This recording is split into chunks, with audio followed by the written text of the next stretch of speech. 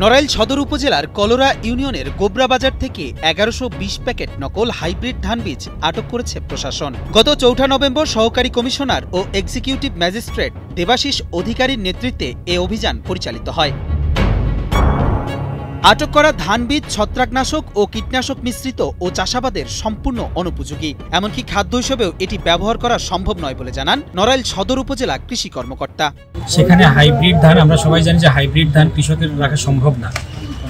তো যেহেতু এটা হাইব্রিড ধান না, সুতরাং এটা আসলে চাষযোগ্য ধান ছিল না, এবং যেহেতু এটা বিষ মিশ্রিত ছিল, সুতরাং এটা খাবার ও খাদ্যপণ্য হিসেবে ব্যবহার করা যেত না।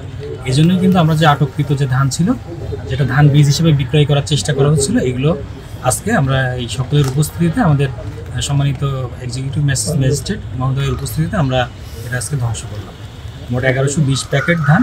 এ থেকে আসলে আমরা একটা মেসেজ দিতে চেয়েছি, যাতে কৃষকরা তাদের যে ফসল উৎপাদনের জন্য যে বীজ, তারা যেন গুণগত মানসম্পন্ন বীজ ক্রয় করতে পারেন, এবং যারা অসাধু ব্যবসায়ী আছেন তারাও যাতে সতর্ক থাকেন যে এই ধরনের কাজ তারা থেকে তারা যেন বিরত থাকেন। মোনালিসা হেভি ফ্লো 15 পিস প্যাকেটের সাথে 8 পিসের একটি প্যাকেট একদম ফ্রি।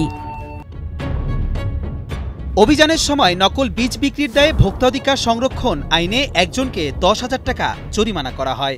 আমাদের সাথে পুলিশের একটা টিম ছিল, ঘটনাস্থলে যাই, গিয়ে ঘটনার সত্যতা পাই, এবং তখন স্থানীয় মানুষজন যারা ছিলেন তাদের উপস্থিতিতেই আমরা সব মিলে ২৮ মণ, তাই না, ২৮ মণ ধান জব্দ করি। আর অপরাধী যিনি ছিলেন, তিনি যেহেতু এটা তার প্রথম অপরাধ, যদিও অনেক বড় অপরাধ, স্থানীয় মানুষজনও সিম্প্যাথির দৃষ্টিতে দেখছিলেন, সেজন্য আমরা তাকে ১০,০০০ টাকা জরিমানা করি এবং তাকে সতর্ক করি, ভবিষ্যতে যদি এই ধরনের কোনো কাজ আবার সে করে তাহলে আমরা তাকে কারাদণ্ড বা আরও অধিকতর শাস্তির আওতায় আনব। পরদিন ৫ নভেম্বর বিকেলে উপজেলা কৃষি অফিস প্রাঙ্গণে সহকারী কমিশনারের উপস্থিতিতে সকল নকল বীজ মাটিতে পুঁতে ধ্বংস করা হয়। স্থানীয় কৃষকদের দাবি, এমন অভিযান নিয়মিত হলে কৃষকরা প্রতারণার শিকার হবেন না এবং বাজারে মানসম্মত বীজের সরবরাহ নিশ্চিত হবে।